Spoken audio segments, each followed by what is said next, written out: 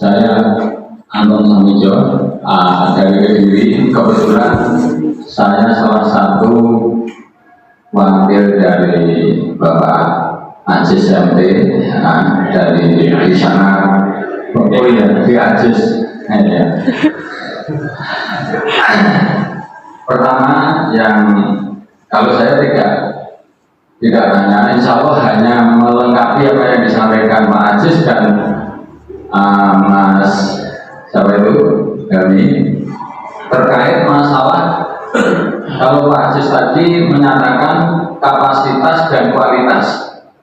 Kalau kapasitas itu bahasa Jawanya perasaan. Jadi diminta BP itu mempunyai perasaan yang peka. Kalau tidak punya perasaan berarti perasaannya mati.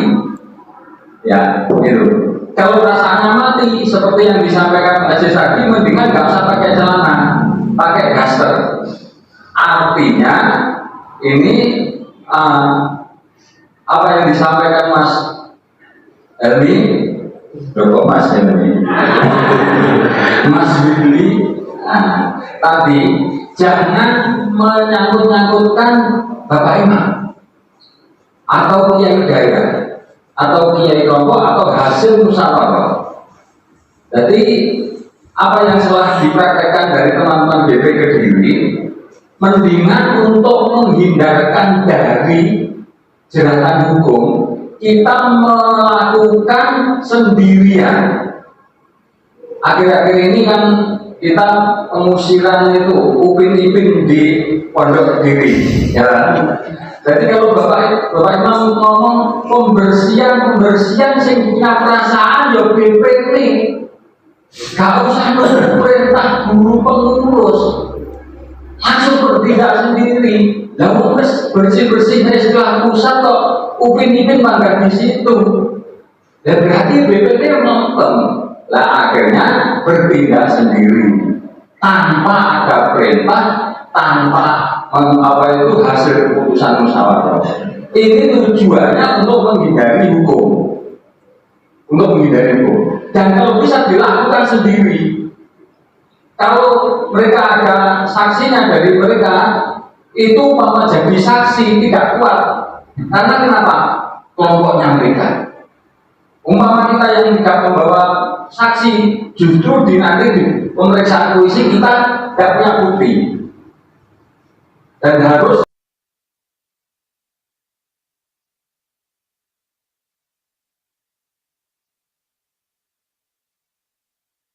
ala ummati yaqrib barra wa baja'a wa la yatamasha min mu'miniha wa la yakfi ahdahu falisa minni wa lastu minhu. Wa an Abi Hurairah radhiyallahu anhu 'an Nabi sallallahu alaihi wasallam annahu qala, dan dari Abu Hurairah radhiyallahu anhu dari Nabi sallallahu alaihi wasallam bahwasanya beliau berkata, man kharaja minat ta'ah, barang siapa yang keluar dari ketaatan, maksudnya adalah ketaatan kepada penguasa yang sah, wa faraqal jamaah, dan dia meninggalkan jamaah, yaitu jamaahnya kaum muslimin beserta imam mereka, bukan jamaah tertentu, tidak, maksudnya adalah jamaahnya kaum muslimin beserta imam mereka, memisahkan diri dari mereka, baik memisahkannya secara maknawi, dia mungkin berada di kota, berada di negara tersebut, tapi dia tidak meyakini penguasa tersebut sebagai penguasa yang sah baginya. Ini termasuk mufaraqah. Atau maknanya adalah dia keluar menyendiri, ya entah itu ke gunung atau ke hutan, membuat komunitas sendiri, dan mereka tidak meyakini penguasa yang sah di negara tersebut. Ini semuanya sama maknanya mufaraqah. Dia telah meninggalkan jamaahnya kaum muslimin. Jadi seandainya dia berada di tengah-tengah kota, tapi kalau dia tidak menganggap penguasa di negeri tersebut sebagai penguasanya, justru malah mengangkat imam sendiri, membayat imam tersebut, maka ini juga dinamakan dengan mufaraqah. Famata, kemudian dia meninggal dunia dalam keadaan seperti itu. Mata mitatan jahiliyah, maka dia meninggal seperti meninggalnya jahiliyah, dan maknanya sudah berlalu. Wa man qatala tahta rayatin immiyah, atau dibaca ummiyah, maknanya sama. Dan barang siapa yang berperang di bawah bendera yang buta, bendera yang tidak jelas, karena berperang yang diridhai oleh Allah adalah berperang untuk membela agama Allah, berjihad di jalan Allah, berjihad untuk membela kebenaran. Dan jihad adalah jihad yang sebenarnya adalah jihad yang dipimpin oleh penguasa yang sah, penguasa kaum muslimin. Jihad itu bersama pemerintah. Kalau seseorang berjihad bukan karena bersama pemerintah, entah itu kelompok tertentu, maka ini semuanya masuk dalam rayatin immiyah. Ini adalah bendera yang buta, bendera yang tidak jelas. Yaghdabu li'asabiyah, dia marah karena fanatik. Jadi bukan karena jihad berperang membela agama Allah, tapi dia berperang karena fanatik.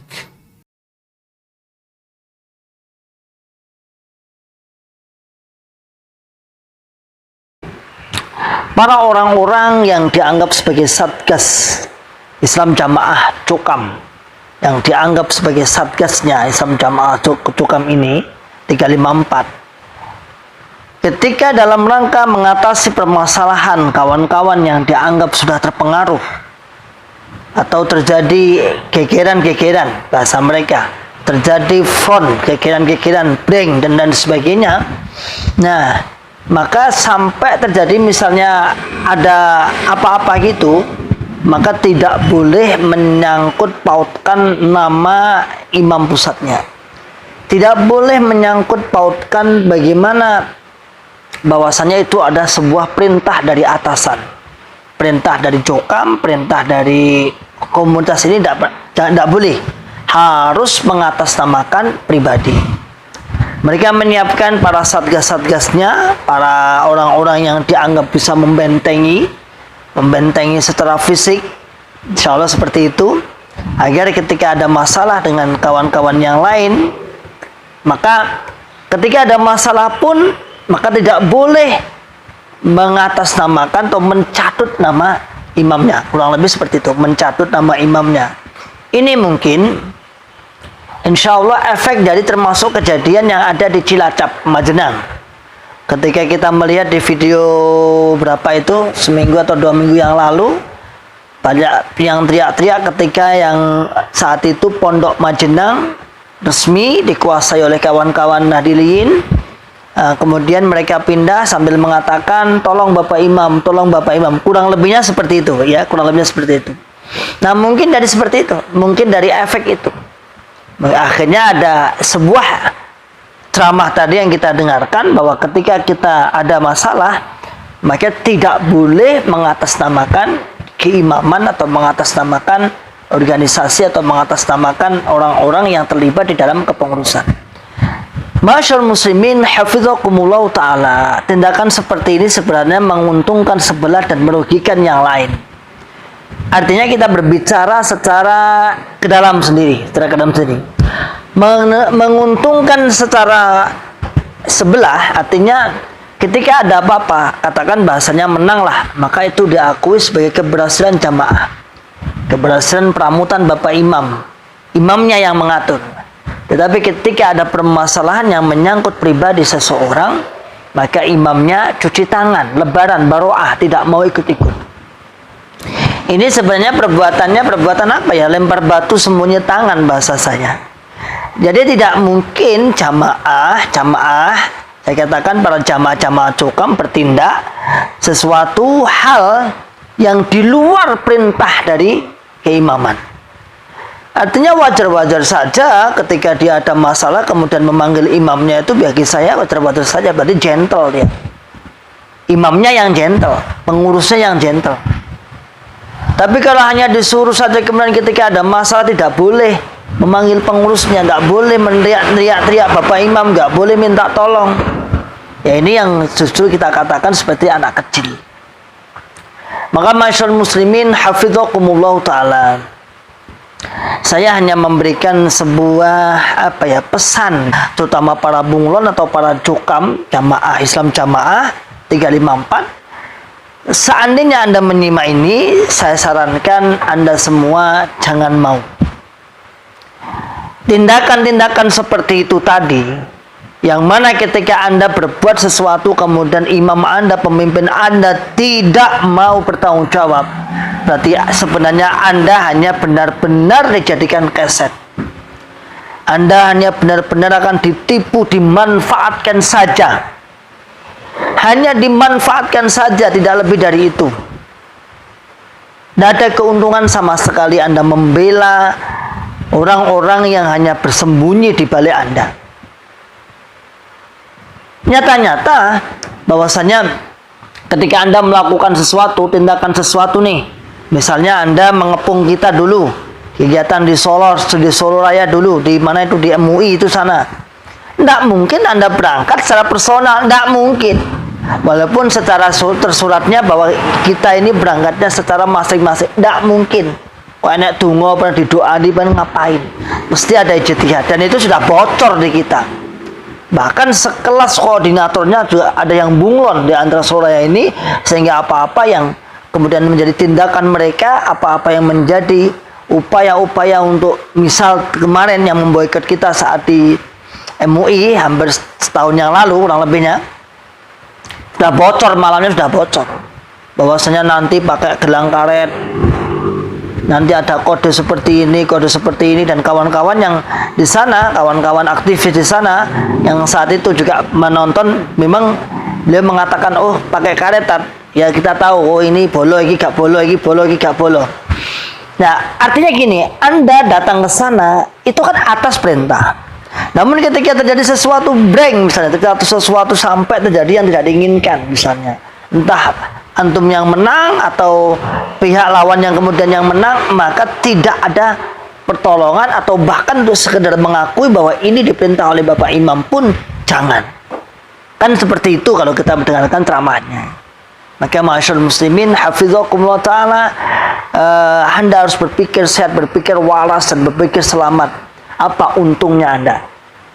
Dan kita para mantan dan kaum muslimin sebenarnya tidak ada yang berniat jelek untuk melakukan sesuatu tindakan-tindakan yang anarkis, tidak ada. Kita dalam rangka untuk menyadarkan, membuka akal sehat Anda kembali kepada rahmatan lil alamin. Kita membuka dan kita menganggap semua adalah saudara. Cukam adalah saudara tua kita. Sering saya sebut itu, Cukam adalah saudara tua kita.